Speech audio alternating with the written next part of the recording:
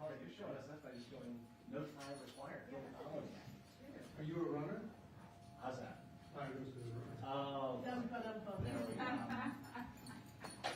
Check 1 2. Check 1 2. Microphone check.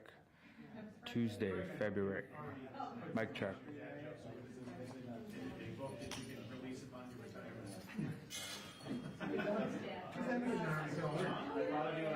He's literally close to that. Whenever he comes into my feed, it's just a dead joke.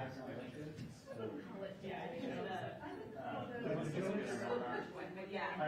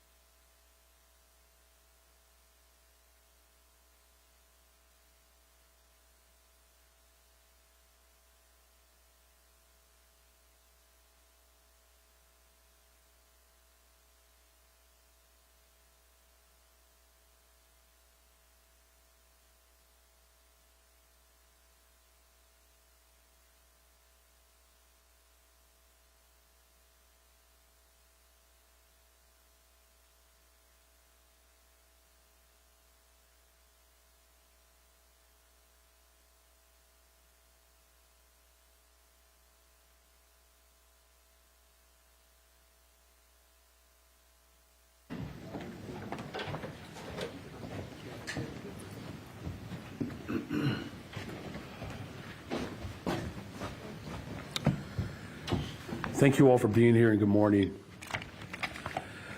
I do want to first acknowledge that this month we are celebrating the history of Black people in America. This is a time for our city to reflect on our history, recognize the progress that we have made, and to renew our commitment to the progress that we are still working towards. Black history is Chicago's history. From the establishing of our city, Jean-Baptiste Point du Sable, to the revolutionary activist and organizer and leadership of Chicagoans like Ida B. Wells, Mayor Harold Washington, and Reverend Jesse Jackson. This month, we remember all of these heroes, the heroes of our past who have paved the way for someone like me to be standing here today. But more importantly, we honor this month not just with words, but with continued actions to invest in people, ultimately to work towards healing our communities. My administration is committed to creating pathways to prosperity and equity for Black and brown communities by strengthening our neighborhoods, expanding our economy, and making sure that Chicago remains a haven where Black families can thrive. The $1.25 billion Housing Economic Development Investment Bond. We are developing affordable housing, neighborhood amenities in our most disinvested communities. Our mental health system expansion initiative is delivering long sought after resources, clinic spaces, mental health services to the communities that have been denied and disinvested in of these resources. Our policy changes and legislation that is uplifting workers, including the One Fair Wage Ordinance and the expansive paid leave policy, are ensuring that Black workers are paid fairly for their contributions to our city and are empowered to balance their work and personal lives. Our investments in youth employment are creating tens of thousands of job opportunities for young people between the ages of 14 and 24, particularly from the south and west sides of Chicago. This is certainly helping to make our city become better, stronger, and safer, and more equitable. This Black History Month let us remember the vital importance of diversity.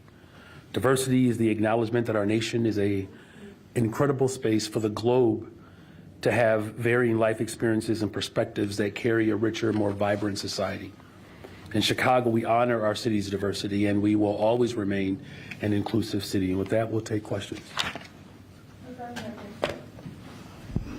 Mayor, good morning. Good morning. It's good to see you again. Good to see you. I'm wondering on two fronts if you can give us an update. I know your corporation counsel is here. The latest on your thinking of traveling to Washington, D.C., and any new ICE numbers you can provide for us on detainment and arrests since we spoke last. There are no updated numbers around detainees or arrests. The conversation is still ongoing as far as what has been requested of me and 3 other cities. Mary? Good morning, Mary Richardson, Laurie, Court Counsel of the City of Chicago. With respect to the Oversight Committee's invitation, we are in active discussions with them relative to the content of that invitation. And I don't want to divulge those conversations, but rest assured, we are discussing their request. And do you have a timetable on when you might know? I don't, but we will be reporting that out once we do. Great. And Mayor, if I may, on one other topic, it's kind of gone off the radar for a little bit, but can you offer us an update on the discussions with the Bears and the stadium? Where do things stand at this moment in time? Well, we're still committed to making sure that the Bears stay in the city of Chicago. That's my goal. I trust that's the goal of many others. The Bears and that organization has expressed a commitment to remain in the city of Chicago. Those conversations are still ongoing. Look, there's a real opportunity for us to develop the lakefront. The infrastructure needs that we have there were pre-existing to the proposal that the Bears have put forward.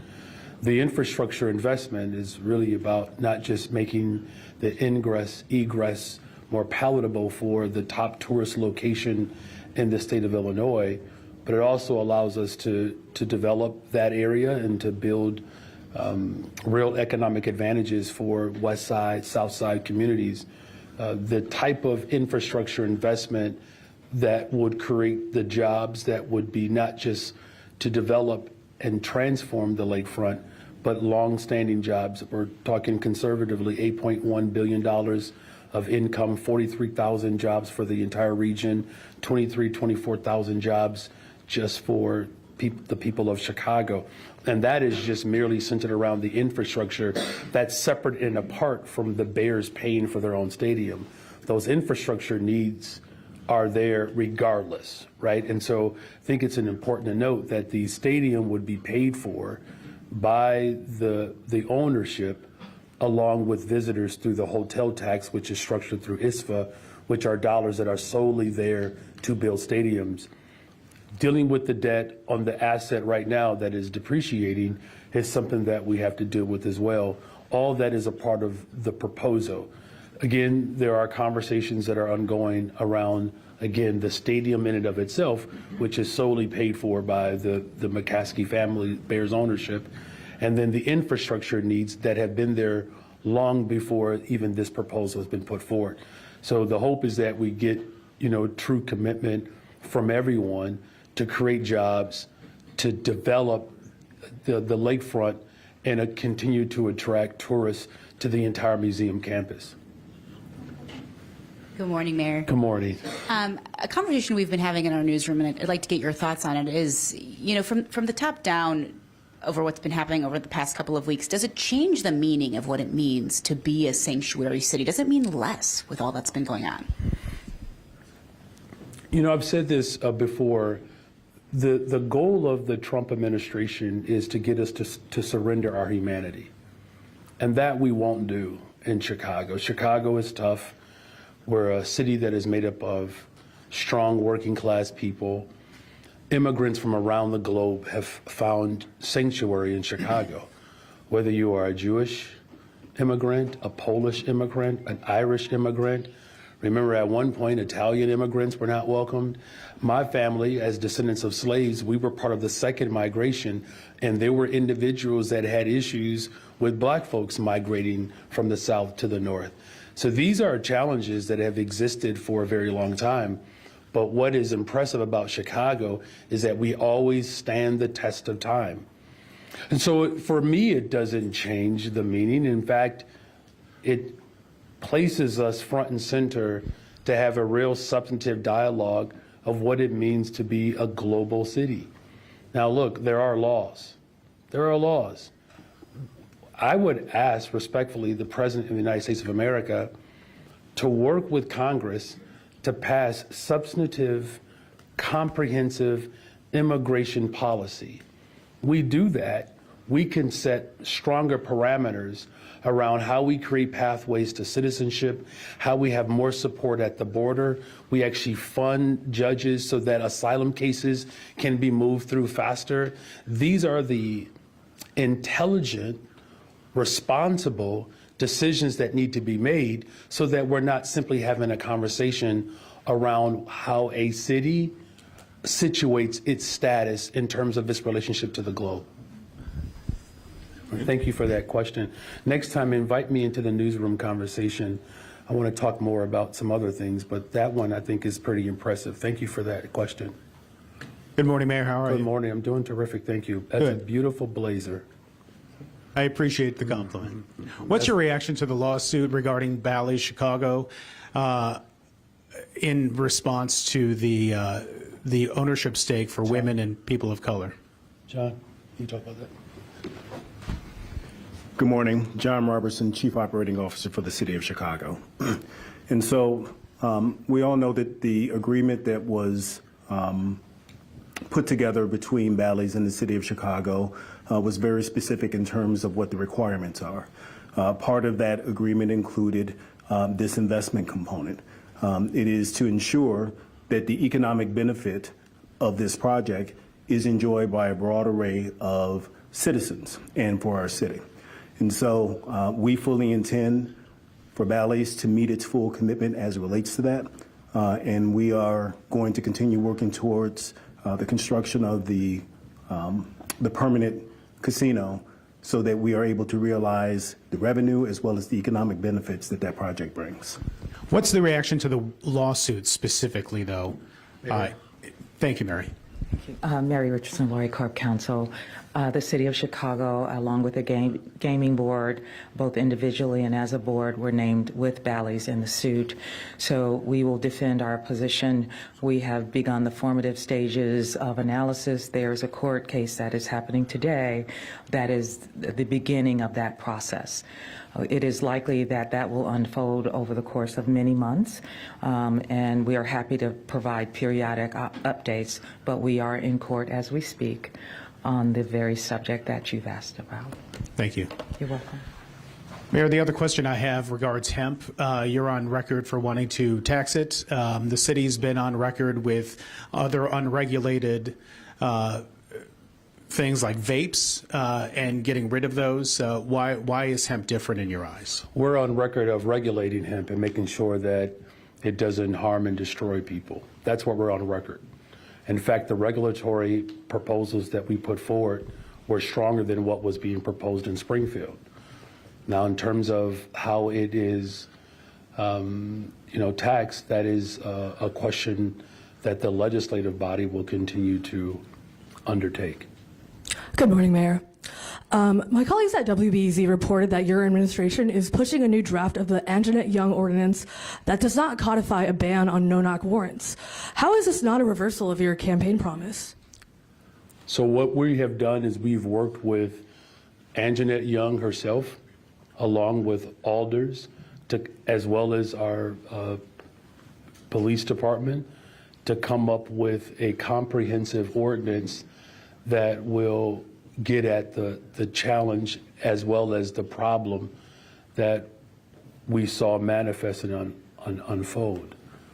We'll continue to have those conversations with all the respective people to ensure that a circumstance like that doesn't happen again. But can you talk about the practice of no-knock warrants itself? Has your position changed on whether they're sometimes necessary, or do you think it's no longer viable to ban them? We're working with the person who was front and center in this moment, working with the person who experienced the pain, along with alders, along with the police department, to come up with a comprehensive response so that circumstances like that don't happen again. Hi, Mayor. I'm Carolina Garibay. I don't know if you probably saw this, an executive order from Secretary of Transportation that would basically prioritize supporting projects. It says communities with marriage and birth rates higher than the national average, that if that happened, that would mean Illinois would likely lose funding. I'm wondering if this is something you're worried about, given various Chicago transportation projects, the Red Line extension, construction at O'Hare, et cetera. Well, we're grateful, first of all, that we were finally able to secure the $1.97 billion investment from the federal government to expand the Red Line to go all the way out to 130th.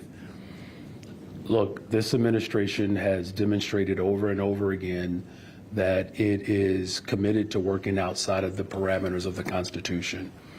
Our corporate counsel is going to continue to review all of the executive orders and the potential implications or ramifications that it will have on city and state government. We're not going to be intimidated or afraid because you have someone who is committed to working outside the bounds of the Constitution.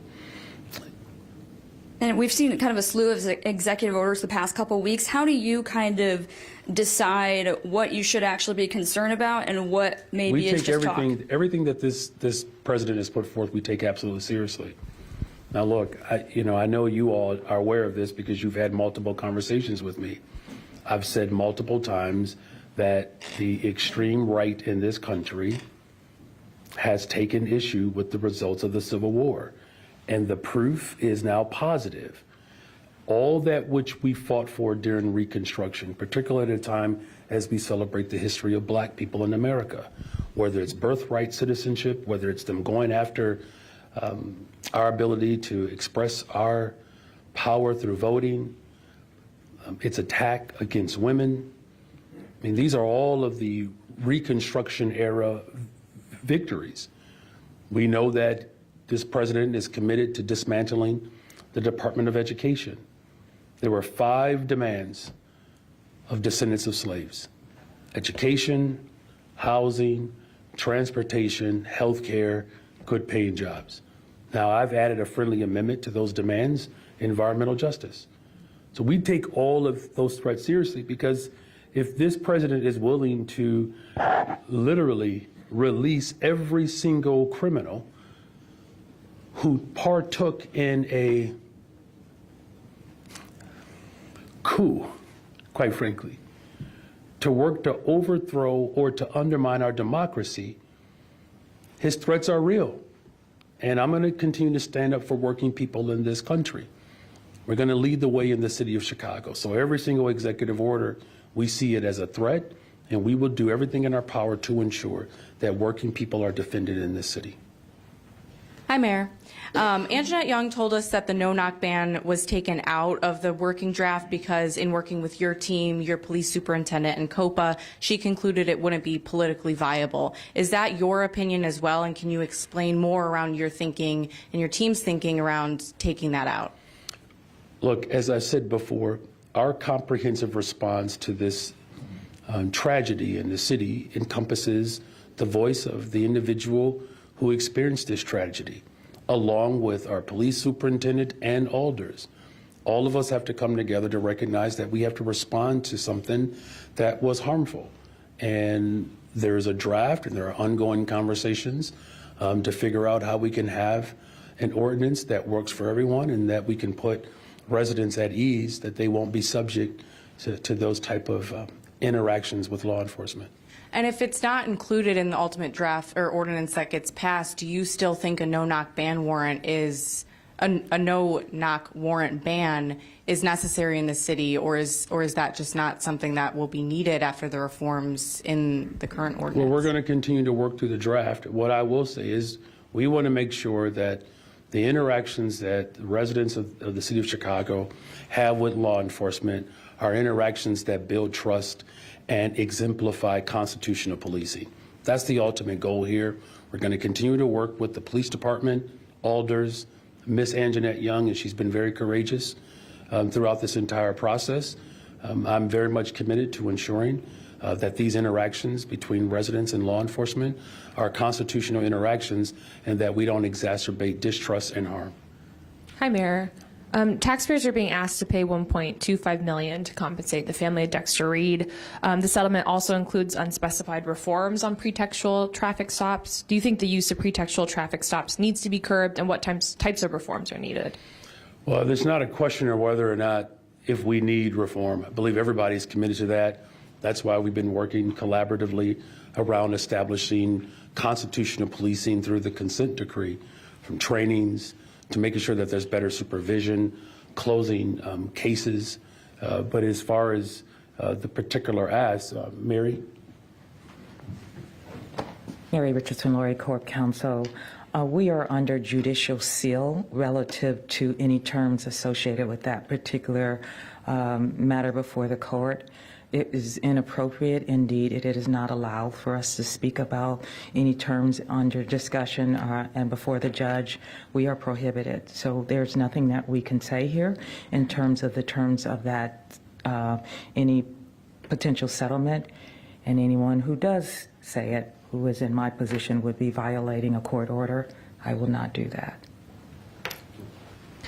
Mayor, you also said at a WTTW town hall event last night that— You were there? I was not there, but tuning in, that brings— You did tune in, check it out, Heather. Your ratings just went up. You said there that Bring Chicago Home must be passed. You know, how will you take that issue to voters again? How will you tweak that message to maybe gain more support? And what's your timeline for maybe trying it again? Well, look, that's not my decision alone. I'm just simply saying it's good public policy. That's all. You know, when you have 97% of residents of the people of Chicago will receive a tax break, and that there would be incremental increase on transfer of property to individuals who have property worth $1 million or more. We're talking a very small portion of the people of Chicago. Look, I've spoken to residents across the city about the need to invest in more affordable housing, to respond to the unhoused crises that we have in America. In order for us to do that, we need revenue. It's just that simple. And what we have demonstrated since I've been in office is that we have a one system initiative where we're putting dollars towards responding to the unhoused crises. We're building more affordable homes, creating opportunities for developers to actually invest in large swaths of land, particularly in places like Inglewood and North Lawndale, where we can build up the community, hire folks who reflect the community, and then provide a basic human right. No one disagrees with that, but it does require investments. Look, I put forth the best effort, the largest investment in the history of Chicago for housing and economic development. We're simply saying that we need more. And there is an unfair tax structure in this country where those who have keep more and those who have less have to give more. That system in and of itself is inequitable.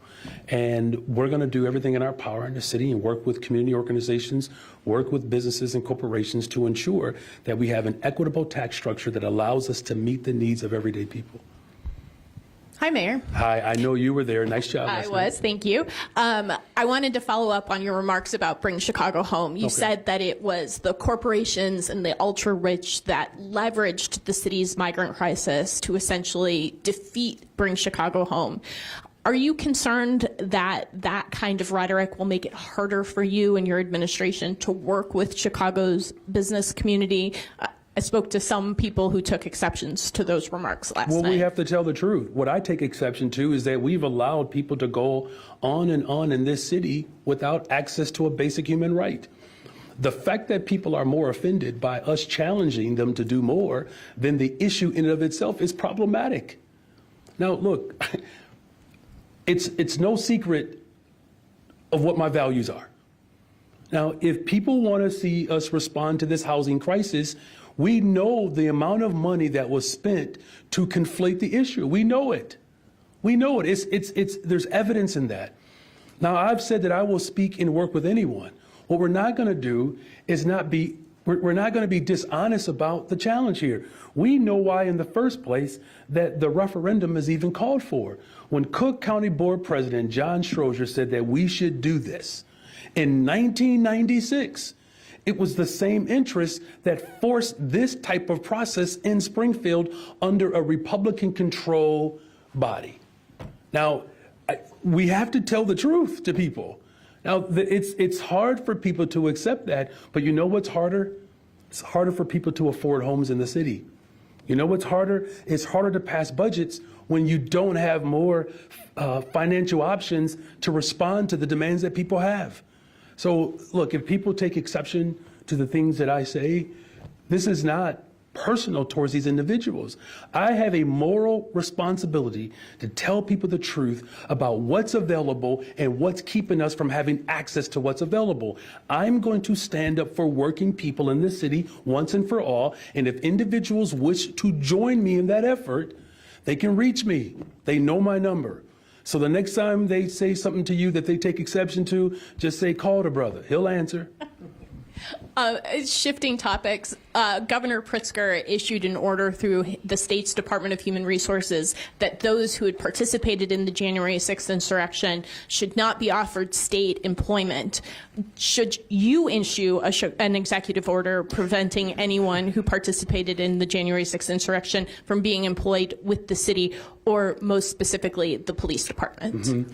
Well, first of all, I commend the governor for his actions. It's the right action to do. I said earlier in this conversation, January 6th is something that I do believe that our country, we skate over too much. I just know that if that crowd looked differently, I believe there would have been a different response. I do believe that.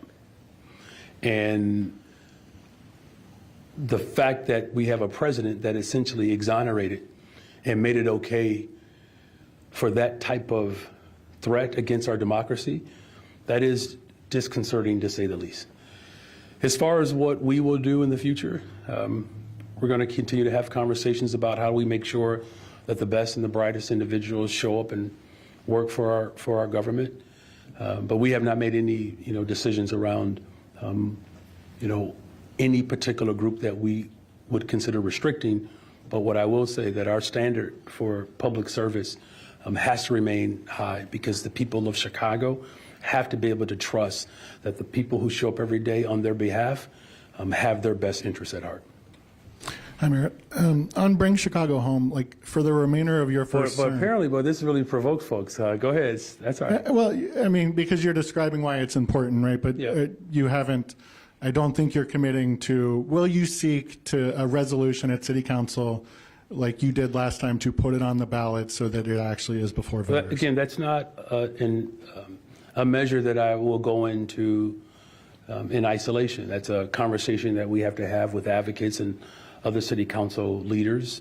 What I'm simply saying is that was an opportunity for us to generate revenue to respond to the ongoing housing crisis. And I think if anybody knows anything about me, I certainly didn't get here by taking a shot and perhaps getting even a setback and then giving up. I mean, you all were there from the very beginning as a community organizer, as a union organizer, as a public school teacher. Administration after administration pushed back against the measures that I thought were important. You know, I took arrests in this building, blocking elevators because I wanted to make sure that the voiceless had their voices heard. Right? There are individuals that I'm working with, and I took arrests at their particular corporations. You know, so all I'm simply saying is that because we take a hit, we don't crumble. We don't respond obsequiously. You know, we respond with a level of boldness that gives people confidence that we're not going to end our effort to build a better, stronger, safer Chicago simply because we took a hit. The Bears deal that you were describing before, you know, it requires on $2.4 billion in public subsidies. Since it was announced, it's been What do you mean by public subsidies? Be very specific. $900 million from ISFA, $1.5 billion. Okay, so the $900 million transportation. from ISFA is a fund that is only utilized for building stadiums. I just want to make sure that we're clear about that, right? Yeah. So the $900 million, which it all doesn't necessarily have to go to the Bears, right? There are other sports entities that could take advantage of it. It only has one purpose. So I don't want people to misunderstand. I understand what you're saying. I just want to make sure that I'm perfectly clear that we're not talking about public subsidies in the sense of public dollars that could be used towards something else being diverted towards building a stadium. These are dollars that are designed within ISFA that have one purpose, which is to build stadiums.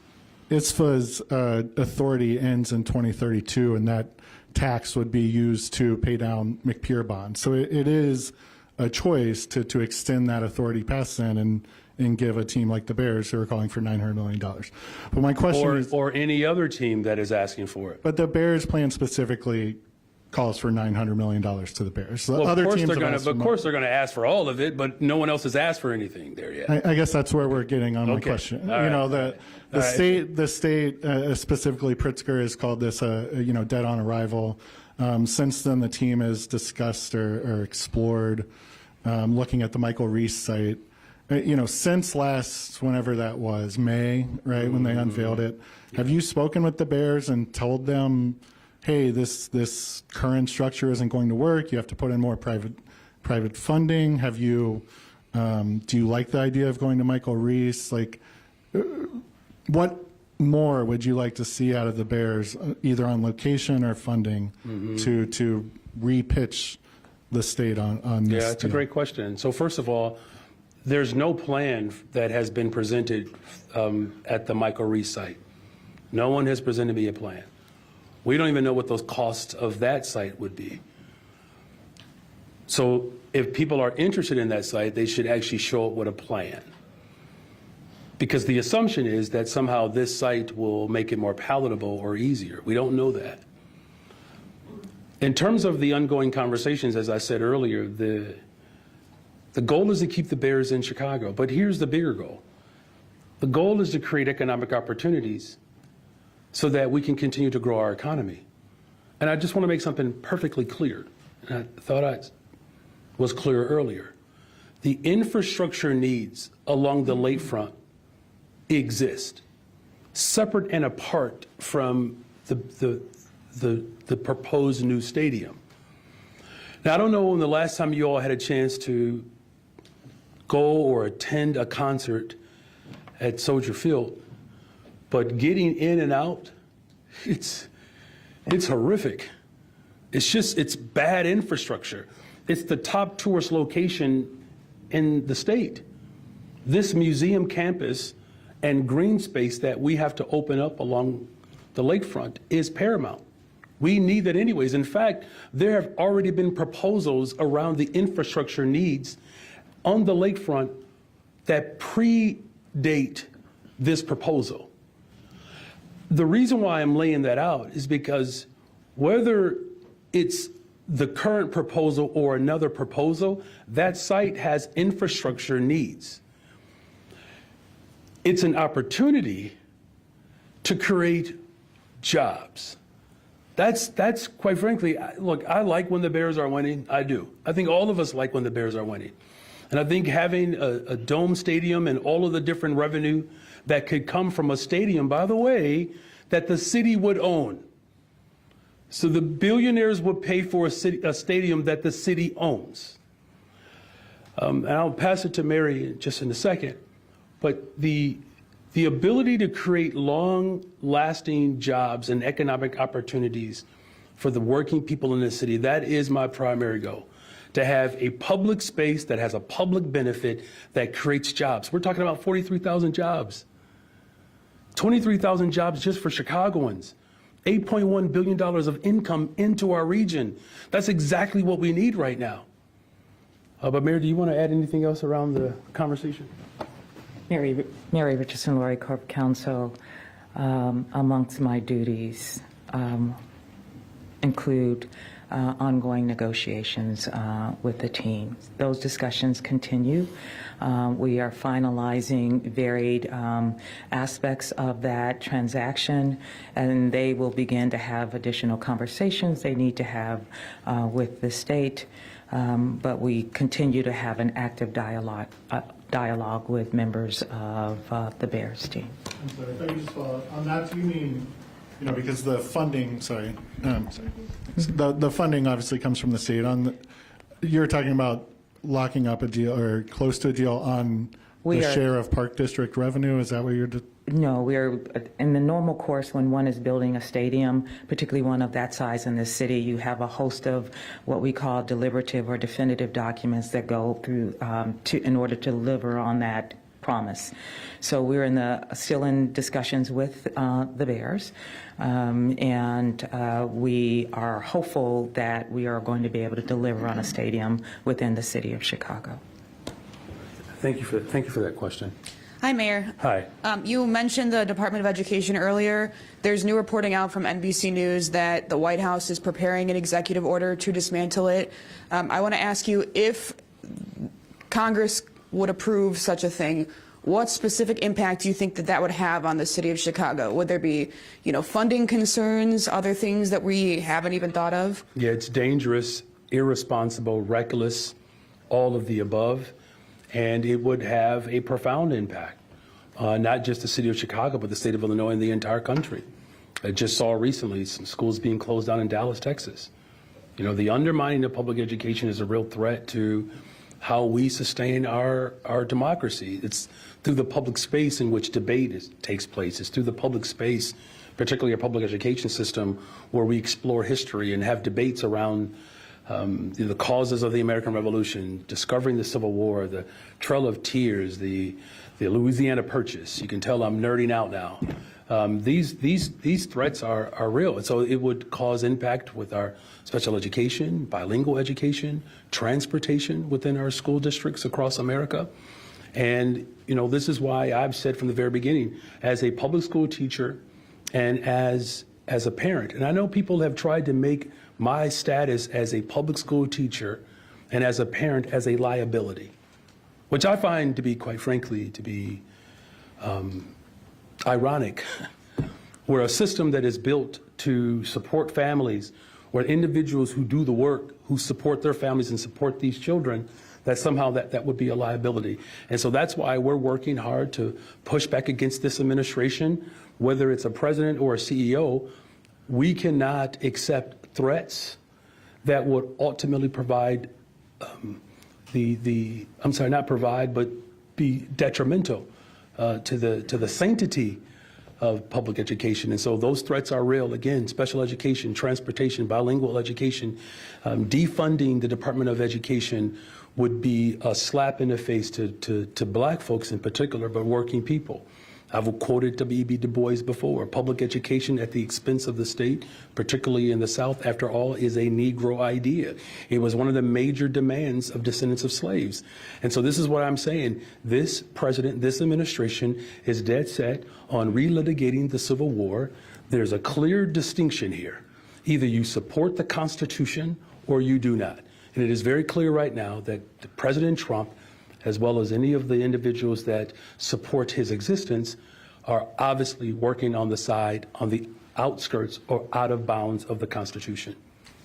And switching gears just a little bit, this afternoon, President Trump is set to hold a press conference with Prime Minister Netanyahu. Given that's happened today, I want to ask you about the artwork that was at the Chicago Cultural Center that aldermen have asked, to have it removed, saying it's anti-Semitic. Can you give us an update on where that stands? And we're also... Yeah, that hearing is happening right now. So, I mean, if Commissioner Hespeth were here, she could give you more details around that. Like, look, tomorrow I'm going to be visiting an art exhibit in celebration of Black history. I've seen very provocative artwork that depicts slavery. I've seen artwork where a noose with the colors of the American flag or gripped around a black man. Very provocative. And I think it's important, particularly at a time when history and culture is being threatened and undermined, that we don't find ourselves exacerbating the attempt to silence the voices of individuals that speak their truth through their lived experiences. So there's a conversation that's happening right now where individuals, even within the Jewish community that were a part of this art structure, are laying out the perspective that art brings to this political season. And to have any discourse shut down is something that we should be very wary of. Mayor Johnson, the last time I was here, I asked you about keeping Chicagoans safe from violent migrant crime. You said, quote, "Not my job." Since then, 63-year-old George Levin was brutally beaten to death. 2 illegal aliens have been arrested, charged in this crime. They were driving a luxury Lexus. If you don't mind, I would like to ask my question, just like everybody else gets a chance to do that. They were driving a Lexus, living in a $2,000 a month apartment. One of them had just been literally taken in for questioning and suspected of trying to lure a 13-year-old girl into his Lexus. The question is, these are obviously crimes that have occurred as a result of Chicago's sanctuary city policies. Is this why you're afraid to testify before Congress on this issue? Well, first of all, let me just start off by saying I did not say it was not my job. The question was asked around the federal agents, particularly ICE, and their responsibility to deport individuals that have been detained by ICE who have been not just charged but convicted of a crime. That is deportation policy that is set by the federal government, and we will not interfere with that. So in that aspect, that is the job of the federal government to deport. Now, in terms of criminal activity and crime, period, that is the work that our police department will continue to lead on, regardless of anyone's immigration status. If you commit a crime in the city of Chicago, we will hold you accountable. And in this instance, these individuals have been charged, and I fully expect that they will go through the legal process in this country, and by their peers or by a bench trial, these individuals will be held accountable. Look, as violent crime continues to go down, not just in Chicago, but around the country, it doesn't mean that we should pat ourselves on the back. There's a lot more work that we have to do. I have not met anyone who who does not want to have safer communities? No one. No matter if you live on the north side of Chicago or the southeast side of Chicago, we want safer communities. And that's why my administration is fully investing in our communities, because we know that safe communities around America, around this country, the one thing they have in common is they invest in people: education, housing, jobs, healthcare, transportation, environmental justice, creating opportunities for our young people. We've hired, almost 28,000 young people. We'll hire up to 29,000 young people. In the neighborhood that I live in, as crime has gone down in Austin and job opportunities have gone up, there's a direct correlation. The more opportunities we create for people, the safer we'll be. And individuals, whether you are born in Chicago or not, if you commit a violent crime and we find you, you will be held to the highest standard of accountability. Yet you've clearly told the Chicago police that they should not cooperate with ICE, that they should not do anything to prevent these violent, repeat illegal alien offenders from rape, rob, murder. No, that's not the case. What we've said based upon the ordinance is that we do not interfere, we do not obstruct, but we do not, local law enforcement will not dub as federal agents, that there's a clear separation there. That's the only thing that this ordinance essentially lays out. And so it's not a matter of the police department not going after violent criminals. In fact, we just had a graduation yesterday where we promoted more detectives. Our clearance rate continues to get stronger because we know as one act of deterrence is to actually solve crime. But that's not the only way in which we build safe communities. Look, you have to be holistic. I understand this very petite, narrow approach towards governance. Government is bigger than that. It has a full responsibility to ensure that people are healthy and strong and taken care of and educated. When we do those things, we have less violence. Here's what we should be more concerned about. While we're talking about undocumented individuals, do you know how many illegal guns come through Chicago? That's what the President of the United States of America can help me with. Let's stop the illegal flow of guns that are on the streets in America. Some of the most violent cities in America are in red states. We're not even in the top 80, city of Chicago. Now, look, I'm not saying that there isn't more work to be done, but this characterization that somehow the city of Chicago and places like Chicago are the most violent cities in America, I would implore you as a public school teacher, go check out the top 25 most violent cities in America, and then come back to me and we can talk about it. Thank you. Craig? You've already had your two questions. That wasn't my question. My question Thank you. is you don't want the police to work with ICE, yet you allow the Chicago Police Department to prevent the city inspector from looking at this gift closet that you have right behind that door that contains unregistered Gucci bags, Hugo Boss, cufflinks, Mont Blanc pens, top shelf decor. Mr. Kelly. Yes, I'm trying to ask my question. No, you're not. The people of Chicago see this as corruption. Would you today agree to letting the reporters in this room go through that door and show them what is in your gift, Gucci gift closet? All right. First of all, so it's not my closet. It's a locker inventory room where gifts are received but not accepted. I don't accept these gifts. They're received, right? And this has been a practice for multiple administrations. I think it's important to note that no one has ever asked to see that log, ever in the history of this locker inventory. No one has ever asked. But the log is accessible and available. Thank you. Thank you. You want to use this one? Sure. Hey, let's switch gears, Mayor. Thanks. The Trump administration is revoking the protective status of the Venezuelans who came here and were given asylum to be here legally. Given the fact that the city has spent, what, $150 million plus on helping them, clearly they seem to be wanting to target these people for deportation. Do you feel this is also kind of a shot at sanctuary cities like Chicago who would help them? Well, it certainly is another attempt to create fear and division. But I'll turn it over to Beatrice. You talk about the TPS. Can you speak to that? Good morning. Beatriz Ponce-Leon, Deputy Mayor for Immigrant, Migrant, and Refugee Rights.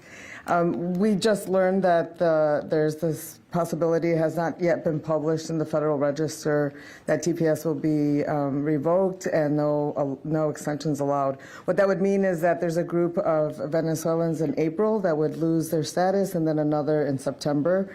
I know that nationally groups are looking at ways to support this, to support the Venezuelan community. But we also have to note that there's been a pause on the refugee program as a whole. So beyond the Venezuelan community, this is going to potentially impact other refugee communities as well. In Chicago, what we recommend, and really across the country, is for people to get legal counsel now so that they understand their status, how this could impact them, and be prepared when the change happens. The Illinois Coalition for Immigrant and Refugee Rights has a central hotline that really has become the main resource for folks. And if anyone, whether it's for themselves or a loved one, can call that. The number is 855-435-7693. So if they are concerned about their status and their work permits, this is the time to get that legal counsel. If I can follow up with you, though, Beatrice, did you feel like this is a slap in the face to all the people who worked so hard to help these people get assimilated here in Chicago and move on? I wouldn't call it a slap in the face. We did what Chicago does, which was to provide supports for immigrant and refugee communities coming here. They have already begun to become part of Chicago. They are Chicagoans, and just like immigrant groups and other refugee groups in the past, will find their way. Certainly, it is a challenge to these communities, and it is something that many of us who are supporting immigrant and refugee communities will continue to look at and monitor. Thank you. And Mayor, if I can go back to just the whole committee in Washington. Obviously, you have expressed a strong support for and no intention of wavering from your support for sanctuary cities. It appears that you're going to force them to subpoena you to go as opposed to voluntarily going. I mean, why not just voluntarily go and make your case to the American people before the Congress?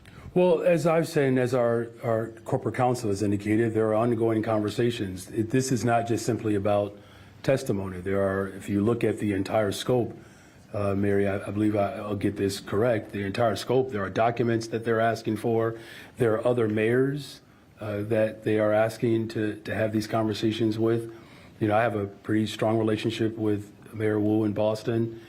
She just gave birth, right? I mean, there are other circumstances that exist here that we're coordinating with 3 other cities, because again, they didn't just ask for the city of Chicago. They didn't just ask for me to show up to testify. There are a series of documents that they are requesting, some of which our corporate counsel can speak to. But this is really not about, I don't believe this is just simply about sanctuary cities. This is really about our democracy. It is. You all, look, there are 2 positions. Do you support the constitutional rights and equal protection under the law, or you do not? And, I know what the presentation looks like, but I think we're all smart enough in this room and in this country to draw deeper conclusions. Because again, as I said, that there are concerns that I hear all over the city of Chicago when I talk to mayors. They do talk about the role that the Department of Justice plays in protecting people, equal protection under the law. We do have conversations about the fact that we have to build more affordable housing units. The town hall last night, WTTW, shameless plug here, go check it out. Go look at the questions that everyday residents of the city of Chicago ask. And I'm not saying that immigration didn't come up. I'm not saying it didn't, because it did. But I can tell you there were multiple questions on housing. And this is why I think it's indicative that 3 or 4 of reporters in this room asked about bringing Chicago home, because that's what people were asking about. They were asking about our education system. There was a teacher there last night, I believe that she was a social worker, just saying that what commitment do I have to ensure that teachers are not bogged down with every single societal challenge. And so, I don't know, Mayor, if there's anything else you want to add. Mary Richardson, Corporation Counsel. I tried to articulate earlier that we're in ongoing dialogue with members of that, representatives from the committee. We don't believe there is going to be a need to issue any demand that way. It is an invitation. When one gets an invitation, you begin to discuss how that would unfold. They have requested a host of documents. We'll be discussing with them specifically issues around what it is that they've requested of us, and we don't anticipate being obstructionists in any way. Good morning, Mayor. Good morning. Your administration told the Inspector General that it wasn't practicable to allow them to view that inventory room as you just described it. And she had told me that it was practicable to just allow them immediate access. Can you talk about why it was not practicable to allow the inspector to view that room? All right, I'm going to do my best to try to break this down as simplistically as I possibly can.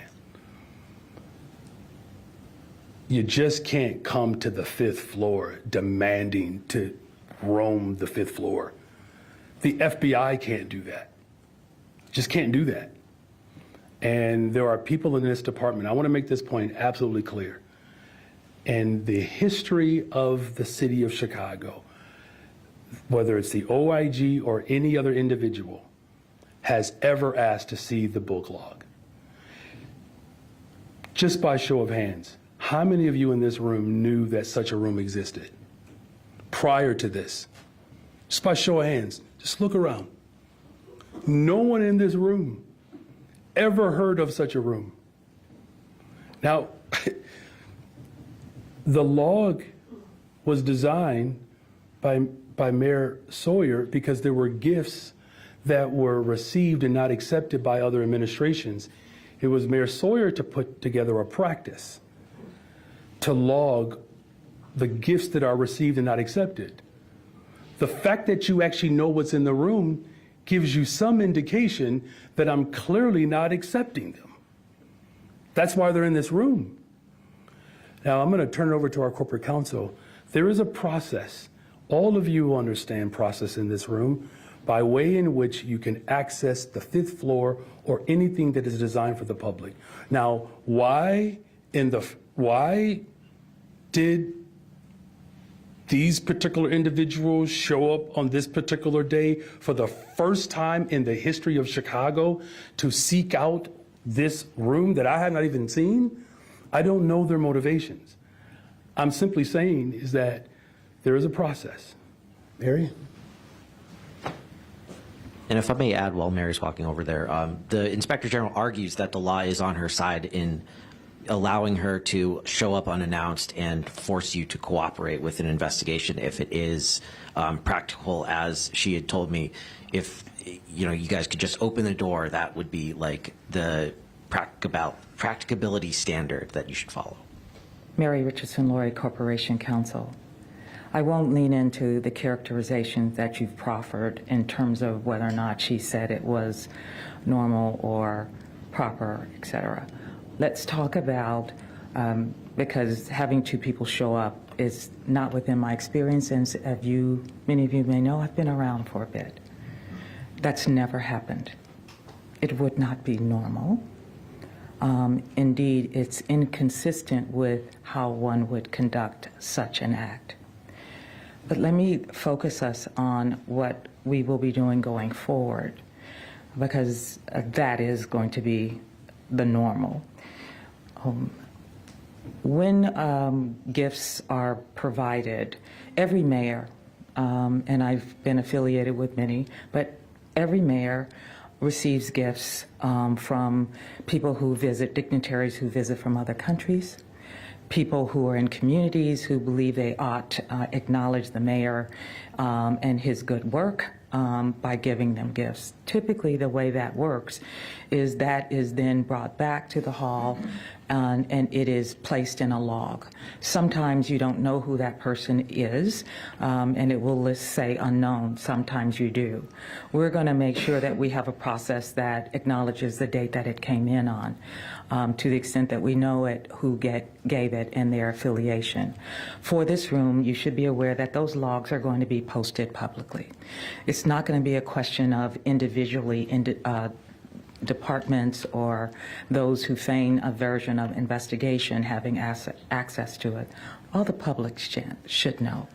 And so those things are going to be posted publicly so the public knows there's on this list of gifts what came in. Sometimes the items are perishable, so there'll be language that'll include those will be redistributed. Sometimes when you receive certain categories of gifts, it's more appropriate to then, for the then sitting mayor to consider nonprofits to re-gift those to. That will also be part of the what will be published going forward. What will also be published going forward is a video of what the space where these items are kept. Some of you may discern, particularly those of you who've been around for a while, sometimes a mayor will receive a very large picture or a very large piece of art. Those would be on display. That will be captured as well. That will be part of what is provided to the general public. I'd like to take a little bit of this bluster out of the air and refocus us on what will be the procedure that we're using going forward. The log procedure, as the mayor properly articulated, dates back to Mayor Sawyer. Mayor Daley had a version of that, and certainly Mayor Rahm, Mayor Lightfoot, Mayor Johnson will continue with that concept, but we're going to best it and move it further to make it available for the public to see with a video of the space so that everyone has access to see the kind of things that are received by every mayor, any mayor, when they're in the role.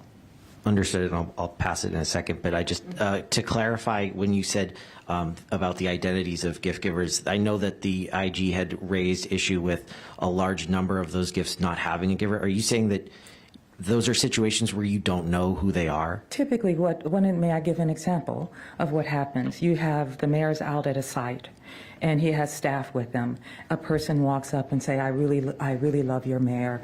I'd like for him to have the following. They don't often identify themselves. So one of the things that we're going to be doing is making sure that the staff just ask the question, may I have your name, and get their affiliation. Sometimes that can happen. Sometimes it's a rush of people, and they receive the gift on the mayor's behalf, and the person doesn't identify themselves and walk right away. You will see, dating back to logs for time immemorial, there's a category, usually they'll just say unknown or not knowable or some variation of that because they don't know who's providing it. If conversely, there's a dignitary visiting from another city, in that instance, you often, or another country, you often know who it is, and you can identify the name of the person, their affiliation, the date on which it was given, et cetera, et cetera. You're welcome. Councilwoman Richardson-Lowry, can you tell me when that... Before she comes back to, I just want to state the most important part about that story is that people come up to me and tell me how much they love me. Just want that to be on the record. Please come on back, Mary. Sorry, just the question was when will those videos and those logs be posted publicly? We plan to start doing that next week. I'd like to say we'll be able to get to it this week, but there is a process. I recognize the bureaucracy doesn't move at the pace that each of you would like always, but that will begin next week. And if you'd like a notice of the effective date of that, I'm sure we can make sure that you get that notice. Thanks so much. I can't wait to see this room myself because I've never seen it either. So I'll be online clicking on the video as well. Okay, so I've asked this question last time I was at a press conference, and then I've asked it to BACP and the Corporation Counsel. Corporation Counsel said it's the mayor's office you need to ask. As we go forward with hemp legislation, I still am not clear on how the 2012 law that prohibits the non-pharmaceutical sale of any substance with substantially similar effects to cannabis-derived THC is allowed. It's not allowed. Anything with substantially similar effects to cannabis-derived THC is not allowed for sale in the city. So how does that make hemp-derived THC with, I can personally attest, very similar effects to cannabis-derived THC? How is that allowed for sale? Well, look, first of all, the most important thing here is that we are committed to stronger regulation around the sale of hemp products, right? We are committed to that. As far as the specifics to the correlation or the connection between hemp and THC, that's why there are ongoing conversations with our law department, with the legislative body, along with individuals in the General Assembly that also believe in stronger regulations. Okay, my question is, and I'm told it's only the mayor's office that can answer this, why is THC derived from hemp not substantially similar in its effects to THC derived from cannabis? Well, Because it again, would make it completely illegal to sell, not in hundreds of places, every corner store in Chicago.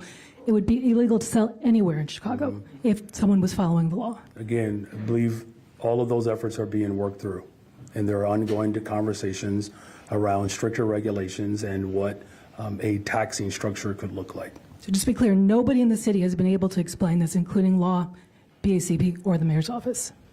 Again, there are ongoing conversations around all aspects, and look, keeping people safe is most important. And I said this before too. This is not, a judgment against anyone. These are not necessarily items that I partake in. Same thing with the consumption of alcohol. Like I can tell you as a public school teacher, I've seen the harm, and there's stronger documentation on the harm of alcohol on young people than any of the things that we are discussing right now. I'm not minimizing this one, certainly not. I've told you all before I became a teacher, I was a part of the ounce prevention, that work that was supported by Diana Rauner. It's the one thing that me and the Rauners had in common, was educating young people around the peril and the harm of controlled substances. Look, our ultimate desire and goal here is to make sure that there are strict regulations around any substance that could cause harm. And as far as the conversation around this particular component that you're talking about, perhaps we can have a conversation with our comms director to see how we can provide more of an understanding around the specific element that you're raising. Thank you. Hi, Mayor. Hi. Put on a different hat now. What would you do if you were running strategy in D.C. for the Democrats to start changing the narrative, given that Trump acts so quickly on everything and the Democratic Party machine has a hard time, it seems, responding? What would your recommendation be? Well, I think part of what, what's laid out in your question is really the strategy that we have to be far more proactive of articulating our vision. What the Trump administration has done, as I've said last night on WTTW, the town hall there, I would encourage all of you all to go check that out, is that the President of the United States, I liken it to someone on the mound, and they constantly balk. This illegal, deceptive move to throw off runners in the batter. And you've seen repeatedly that regardless of his presentation, whether he is wrong or even more wrong, he doesn't care. He doesn't care. Like he's had to not only retool, but rescind many of the things that he has been promulgating. So we have to be very clear, and this is what we're doing in Chicago. We have to be very clear about our values. And look, I know that there's been an attempt by the extreme right in this country to sow seeds of fear and doubt and division. I believe that as the city of Chicago, we can fight for reparations and comprehensive immigration reform policy. We can do both and. I believe that we can fight for public safety through the lens of full investment while also holding people accountable who cause harm to our communities.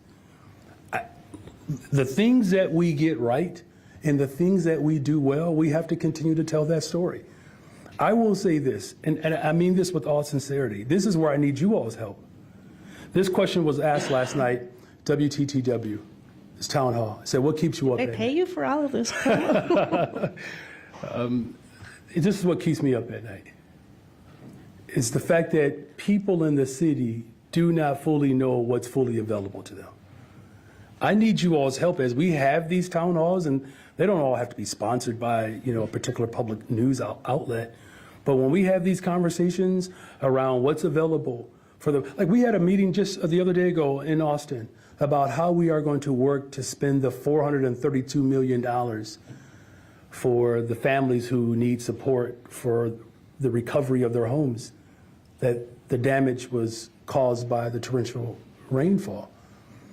Community participating. Now, by community participating, they now know there's $432 million available.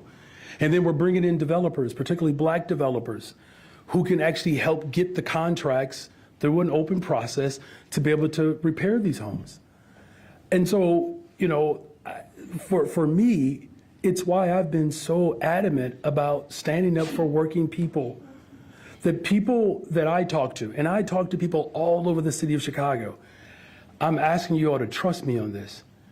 Some of the things that are raised in these spaces, no one asks me about. It doesn't mean that it's not important. That's not what I'm saying. Please don't misunderstand me.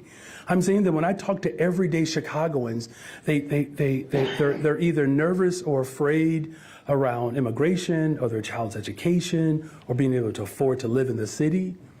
Democrats are right. But now it's time for us to demonstrate how what we do substantially improves the quality of life for people. And as we have these town hall meetings and these gatherings, I implore you all to show up to these meetings and hear what people are asking. There were 3 questions that were asked by the audience, maybe even 5, that were all related to young people. So I was able to talk about youth employment, of which some people didn't know that those opportunities were there. We talked about the missing middle, where developers are working collaboratively with my chief operations officer to purchase land in the collective to build more affordable housing units. We have real substantial crises in this country at this time. We have to have very potent and very clear, concise, deliberative measures that we can articulate so that the people of this city and this country know exactly who and what we are fighting for. The last thing that I'll say, I know that there were some people who took exception to me challenging corporations and the ultra rich in this country. President Biden did the same thing. He did. He wasn't wrong.